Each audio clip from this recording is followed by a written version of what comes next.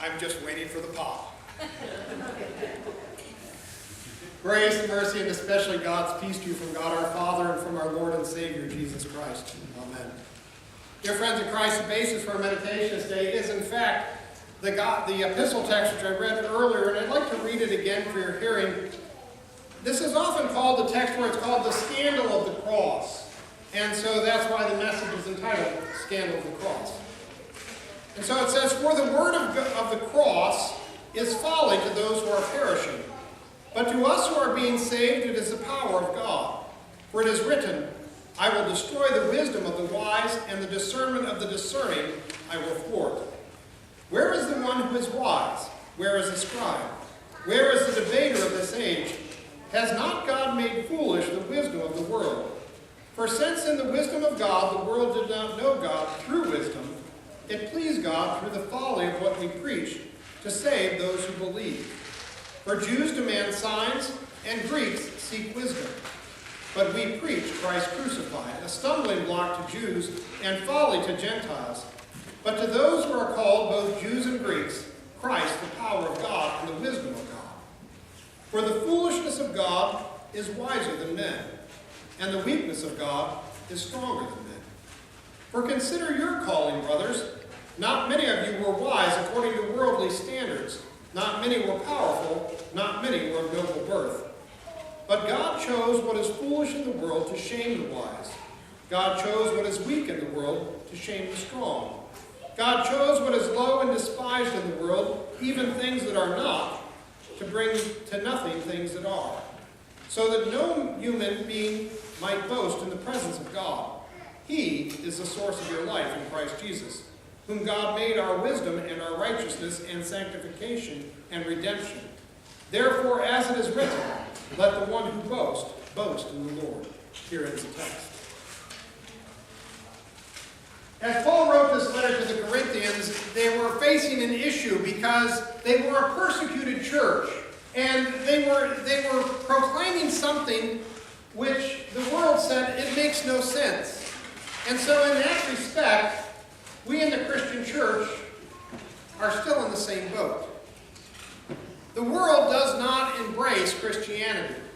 The world doesn't understand Christianity because Christianity is counter-culture. It is counterintuitive. It doesn't work in the way we think it should work.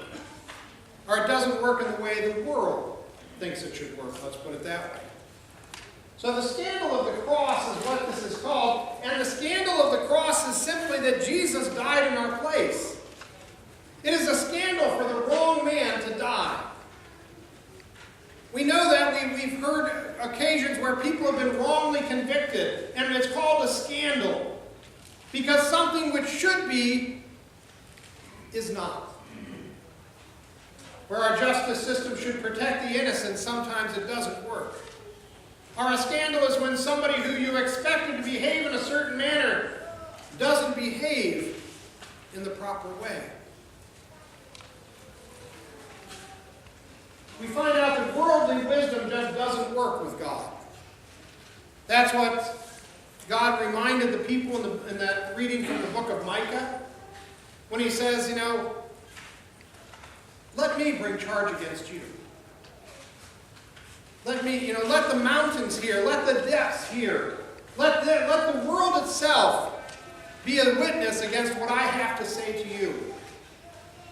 What I have done for you, all these things.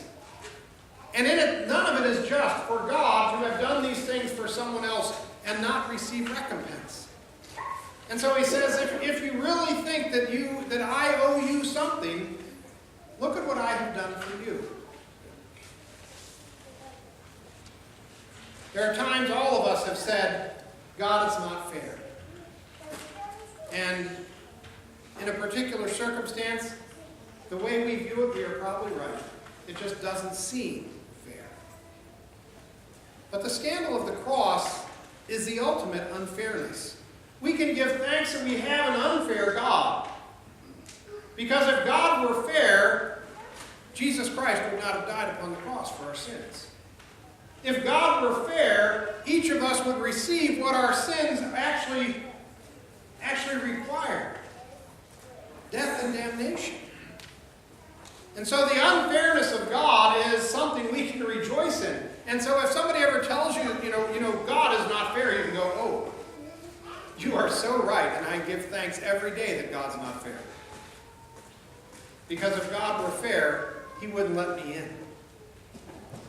If God were fair, in all honesty, he wouldn't let you in either. And so we give thanks to God for the unfairness.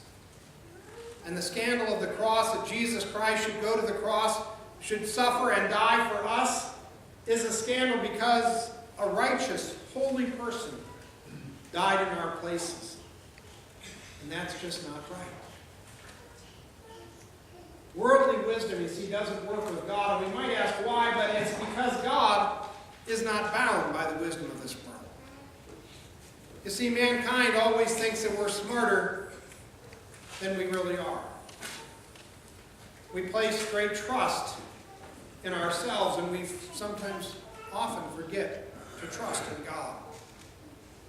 I'm always amused when historians dig something up that proves that the people of old times were a lot smarter than some want to give them credit for. For years and years, for thousands of years, they couldn't figure out how the pyramids were made.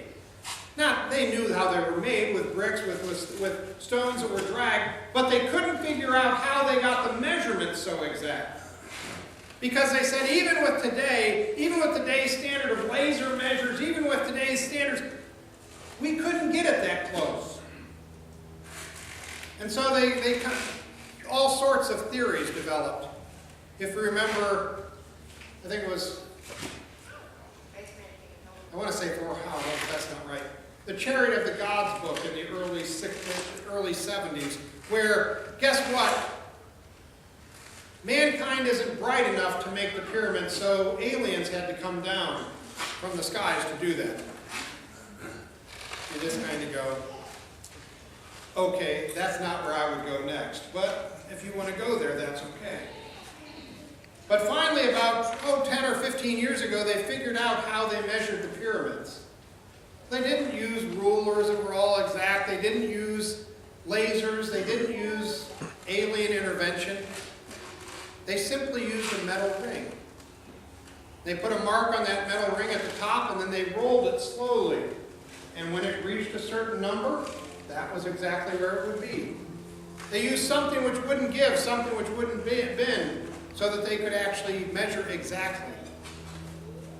And so, every time we think we're brighter than the people of old, no, they did it pretty darn well. In the same manner, God is not bound by the wisdom of this world. The way we think it should work may make sense to us, but it may be foolishness to God. And so, as it says in this text, the wisdom of the word of the cross is folly to those who are perishing. It's foolishness to those who don't believe in God. Because it doesn't make any sense that God should come into the world and save me. It doesn't make any sense that God should come into the world and save the lowest of people. It doesn't make any sense. And yet, to God, it makes ultimate sense. It is the wisdom of God. And so Paul writes, I will destroy the wisdom of the wise, and the discernment of the discerning I will thwart. He quotes from the Old Testament. He says, I'm going to take the thing which the world thinks is smart, and I'm going to prove it to be foolish. So the wisdom of the Word of God is folly to the world. We run into this all the time when people try to say, well, that's just old thinking. Oh, that doesn't make any sense. And time again, the Word of God is proved to be true. The Word of God stands, and the wisdom of man falls. So despite all this, the foolishness of God is wiser than men. And God's foolishness often shames the world. We've seen many marches in these past couple of weeks. We've seen all sorts of complaints about unfairness and the potential for unfairness. And God has experienced the ultimate unfairness. He has given us witness of the ultimate unfairness on what love really looks like. Love is not all about my rights, about what I can do. Love is about how we live for others and how we serve others. This past week, Dr. Schiavoletti spoke to the teachers about what a great congregation Calvary is because of their support of the school for so many years. He really let the teachers know that you have to understand that there's very few congregational children that go to our school, and yet the congregation supports the school. You know, in one respect, that makes no sense. But you understand that loving God doesn't mean that it's about filling your own heart or filling your own life. Loving God is about serving others and about sharing that love. God's foolishness shames the world. God's foolishness often makes us give more than we can give, live in ways which the world says are foolish. In the foolishness of Christ, Paul says we do not boast in ourselves. We don't take the credit and beat our chest and say, boy, what a good Christian I am. What a wonderful congregation we are because we support the school, because we help build Wittenberg and all these other things. Instead, we say, we are just humble servants of God. We are humble servants of God. And it says God chose to confound mankind because mankind is self-focused. You see, we don't use the same wisdom that the world uses. We don't use the same wisdom that the world says is wise. We instead are fools. We are fools for Christ. You see, God is the source of all things. As I said in the children's message, we are fearfully and wonderfully made. Each of us was made specially by God. And that there are times when every one of us, I think, has questioned, God, why? God, why didn't you make me taller? I'm the shortest in my family. Even my cousins who are girls are taller than I am. I'm the youngest and the shortest. You know, my one cousin is 6'10", the other is 6'8". Couldn't you have evened that out a little bit? Just saying. But I am fearfully and wonderfully made because God put me together. Each of you is special in God's sight. He has made you just the way you are. Oh, we haven't always given the greatest stewardship, I should say, to what God has given us. We've done foolish things. We've broken bones. We've caused ourselves pain. And yet we are still a humble creation of God, undeserving of the love He has shown upon us. And so when we think about what does this mean, it means that the scandal is what it is all about, the scandal of the cross. That self-giving love, that love that in Greek would be called agape, but that love which seeks the betterment for others rather than self. Which says I'm going to serve others rather than just hoard it to myself. And so it says, Paul says, if I'm going to boast, I'm not going to boast in myself, I'm going to boast in the Lord. I'm going to boast in what God has done for us, what Christ has done for us. And that's something we can take out to the world, and the world will think we're foolish. It will say, you know, but God loves us so much that He sent His Son to die. That's a love that I honestly can't come to. Because it's a love that's greater than I can. But it is a love that God has shown to us. As we go forth this day, let us recall that we are indeed foolish in the world's sight. It's nothing new. Paul wrote about it to the Corinthians. He said, guess what? The world doesn't get this.